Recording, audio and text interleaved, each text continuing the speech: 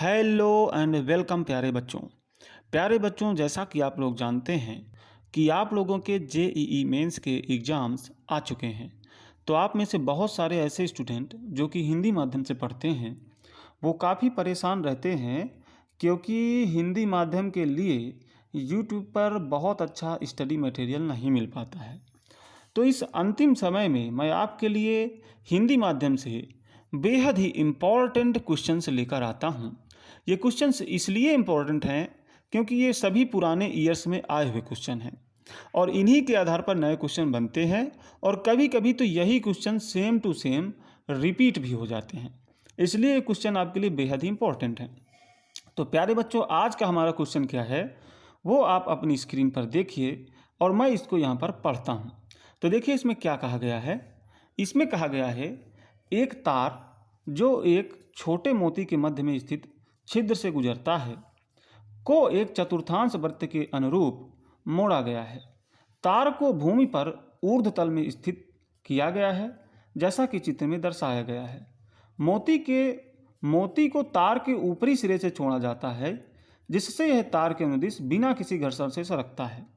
जब मोती ए से बी तक सरकता है तब इसके द्वारा तार पर लगने वाला बल बताओ। तो यहाँ पर पहले मैं चित्र बना लेता हूँ, उसके बाद हम इसको सॉल्व करते हैं। तो देखिए प्यारे बच्चों, ये इसका चित्र कुछ इस तरह से बना हुआ है। यहाँ पे ये एक वायर है और मैं इसको यहाँ पे इस तरह से दिखा लेता हूँ। तो यहाँ पे ये वायर इस तरह से मुड़ा हुआ है, यहाँ से यह है, और यहाँ पे एक मोती लगा हुआ है। ठीक, इस मोती को यहाँ से छोड़ा गया, इस स्थिति को ए कहा गया, और जब ये सरकते सरकते यहाँ आता है तो इस स्थिति को बी कहा गया। और बोला गया कि जब ये मोती यहाँ से यहाँ तक सरक के आता है तो ये तार पर किस तरह से बल लगाएगा।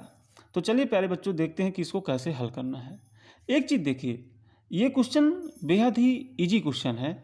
अगर हम इसको सॉल्व करना चाहें ना, अगर हम इसका आंसर बताना चाहें तो हम बिना इस सॉल्व करे ही इसका आंसर बता सकते हैं।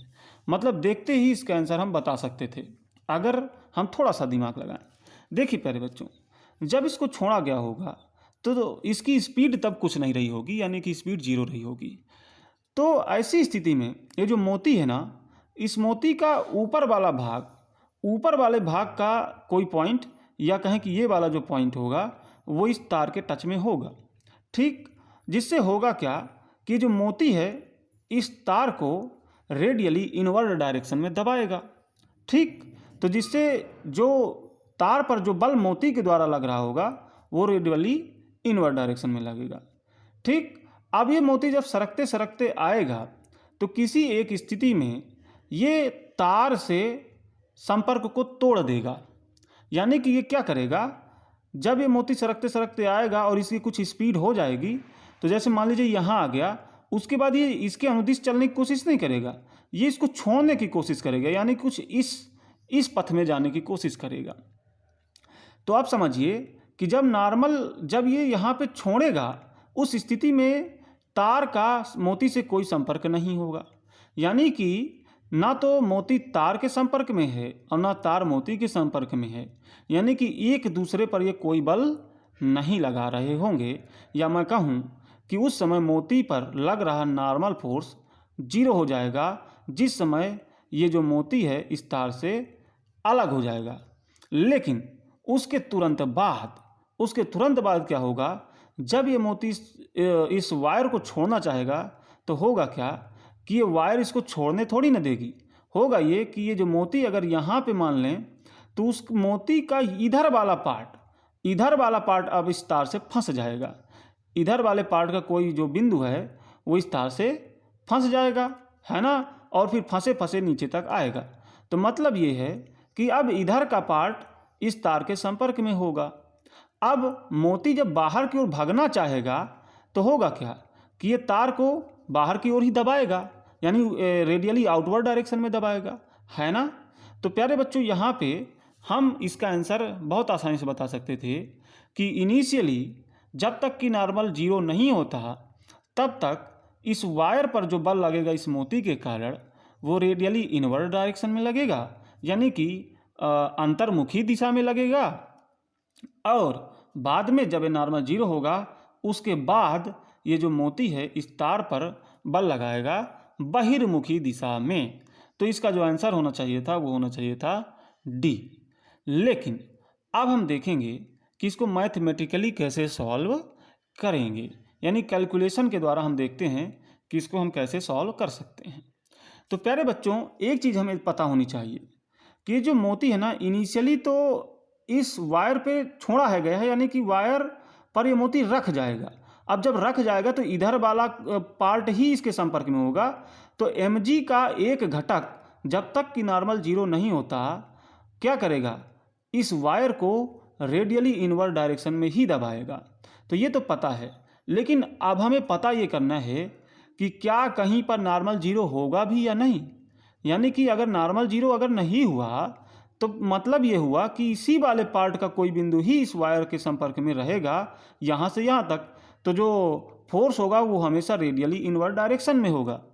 लेकिन अगर नॉर्मल कहीं पर जीरो है तो यहाँ पर ये पाया जाएगा कि पहले तो ये रेडियली इनवर्ड डायरेक्शन में था और बाद में रेडियली आउटवर्ड डायरेक्शन में है। तो हमें ये पता करना है कि वायर में कहाँ पर नॉर्मल फोर्स जो है, वायर के द्वारा कहाँ पर नॉर्मल फोर्स इस मोती पर जीरो हो जाएगा। तो मोती पर लग रहा नॉर्मल फोर्स कहाँ पर जीरो है ये हमें कैलकुलेट कर लेना है। तो प्यारे बच्चों, मान लीजिए कि किसी एक स्थिति पर मोती यहाँ पर है, तो उस स्थिति तक मान लेते हैं कि ये थीटा एंगल यहाँ तक चल के आ चुका है, थीटा एंगल ये डिस्प्लेस हो चुका है। ठीक प्यारे बच्चों, और मान लीजिए कि इस समय इसकी स्पीड कुछ हो चुकी है v। इनिशियली तो चुपचाप छोड़ा गया था इसलिए जीरो था, इसकी स्पीड जो जीरो थी वो जीरो थी। लेकिन मान लीजिए कि थीटा चलने के बाद ये v स्पीड प्राप्त कर लिया। ठीक, और इस पर जो फोर्स है इस मोती पर वो है फोर्स नहीं, नॉर्मल फोर्स, वो कितना है, वो n मान लेते हैं। और इस पर एक और फोर्स होगा, वो क्या होगा, इसका वेट यानी ग्रेविटेशनल फोर्स। अगर इसका मास हम m मान लें तो mg इस पर ग्रेविटेशनल फोर्स होगा। ठीक प्यारे बच्चों, अब एक चीज़ देखिए, जो मोती है ये वृत्ताकार पथ में घूम रहा है, और जब भी कोई चीज़ वृत्ताकार पथ में घूमती है तो निश्चित रूप से उसको एक बल घूमने के लिए मिलता है जो कि कहलाता है अभिकेंद्र बल। तो यहाँ पर एक बल अभिकेंद्र बल इसको मिल रहा होगा इस मोती को घूमने के लिए। ठीक, तो अभिकेंद्र बल किस दिशा में लगता है, त्रिज्यीय दिशा में। ठीक है, त्रिज्यीय दिशा में अंदर की ओर। तो कुल मिला के ये देख लेते हैं कि त्रिज्यीय दिशा में अंदर की ओर टोटल कितना बल है इस मोती पर इस स्थिति के लिए। तो देखते हैं।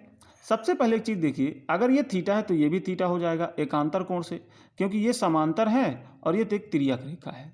ठीक, अब हम इस mg के घटक बना लेते हैं। तो mg का एक घटक आ जाता है mg cos थीटा इधर, और एक इस ये जो वायर है इसके टेंजेंट के डायरेक्शन में, यानी कि इसके चलने की दिशा में आ जाएगा, वो हो जाएगा mg sin थीटा। ठीक, अब देखिए यहाँ पर रेडियल डायरेक्शन में कितना फोर्स है जो कि अभिकेंद्र बल कहलाएगा। तो ये हो जाएगा mg cos थीटा जो कि इधर की ओर है, और नॉर्मल फोर्स इसका विरोध कर रहा है क्योंकि ये विपरीत डायरेक्शन में है, तो नॉर्मल फोर्स को घटा दो तो ये टोटल अभिकेंद्र बल होगा। अब ये अभिकेंद्र बल बराबर किसके होता है, तो आपने सुना होगा कि अगर स्पीड v है तो अभिकेंद्र बल जो होता है वो होता है mv²/r, जहाँ पे ये रेडियस होती है जिस भी सर्किल पे ये चलने की कोशिश कर रहा है। तो प्यारे बच्चों, मान लेता हूँ कि इस सर्किल की जो रेडियस है वो है r, यानी कि यहाँ से यहाँ तक की डिस्टेंस मैं मान लेता हूँ r। तो कुल मिला के यहाँ पे mv²/r, यहाँ पे ये एक इक्वेशन बन के आएगी। तो यहाँ से देखिए नॉर्मल फोर्स हम सबसे पहले निकाल लेते हैं। तो नॉर्मल फोर्स यहाँ से कितना आ जाएगा, इसको सॉल्व कर लीजिएगा तो नॉर्मल फोर्स आ जाएगा इतना। तो ये यहाँ से नॉर्मल फोर्स आ गया प्यारे बच्चों। अब एक चीज़ देखिए, ये v है ना, ये v तो हमने माना है, यानी कि इसकी वैल्यू हमें पता नहीं है, ये हमने माना है। तो हम इस v की वैल्यू भी फाइंड करेंगे, फिर इसको यहाँ पे रख देंगे, और फिर हमें नॉर्मल की जो वैल्यू मिलेगी उसको हम जीरो के बराबर करेंगे, क्योंकि हमें यही तो देखना है कि नॉर्मल जीरो कहाँ पे हो रहा है। ठीक, तो सबसे पहले हम v निकालते हैं। अच्छा, v निकालने के लिए हम क्या करेंगे, तो एक चीज़ देखिए, यहाँ पे इसकी काइनेटिक एनर्जी जीरो थी क्योंकि इसका v जीरो था, और यहाँ पे इसकी काइनेटिक एनर्जी है 1/2 mv² क्योंकि इसकी स्पीड है v। तो इस काइनेटिक एनर्जी में जो चेंज है, चेंज कितने का है, 1/2 mv² - 0, तो 1/2 mv² ही आया। ठीक, ये जो काइनेटिक एनर्जी में जो चेंज है ये आया किस वजह से? ये इस वजह से आया क्योंकि इस पर कुछ काम हुआ। और काम किसने किया? तो ये सोचिए कि प्यारे बच्चों एक चीज़ देखिए, ये मोती जिस भी डायरेक्शन में चल रहा है उस डायरेक्शन के हर एक वक्त ये नॉर्मल फोर्स उसके चलने की दिशा के परपेंडिकुलर डायरेक्शन में है। इसलिए जो नॉर्मल फोर्स है इस पर कोई वर्क डन नहीं है, यानी work done by normal force is 0। लेकिन अगर एक चीज़ देखें तो ये mg इस पर काम करेगा, यानी कि इसकी जो काइनेटिक एनर्जी बढ़ी हुई है 1/2 mv², ये mg के कार्य करने की वजह से हुआ है। तो देखते हैं कि mg ने टोटल कितना वर्क डन किया है। तो प्यारे बच्चों mg की लगने की दिशा क्या रहती है? mg हमेशा लगता है नीचे की ओर, क्योंकि ग्रेविटेशनल फोर्स है और ग्रेविटी कहाँ? नीचे की ओर ही हमेशा लगती है। ठीक है, अब देखिए अगर नीचे की ओर फोर्स है तो नीचे की ओर ही इसका डिस्प्लेसमेंट देख लें कितना है। तो अगर हम नीचे की ओर डिस्प्लेसमेंट देख लेंगे तो हम लगा देंगे बल गुणे विस्थापन, जिससे इसके द्वारा किया गया वर्क डन मिल जाएगा। ठीक, तो देख लेते हैं कितना नीचे की ओर विस्थापित हुआ है। तो पहले यहाँ था, अब यहाँ था, तो नीचे की ओर टोटल कितना विस्थापन हुआ? इतना। तो इसको निकालने के लिए कैसे निकालेंगे प्यारे बच्चों? देखिए टोटल यहाँ से यहाँ तक तो r है।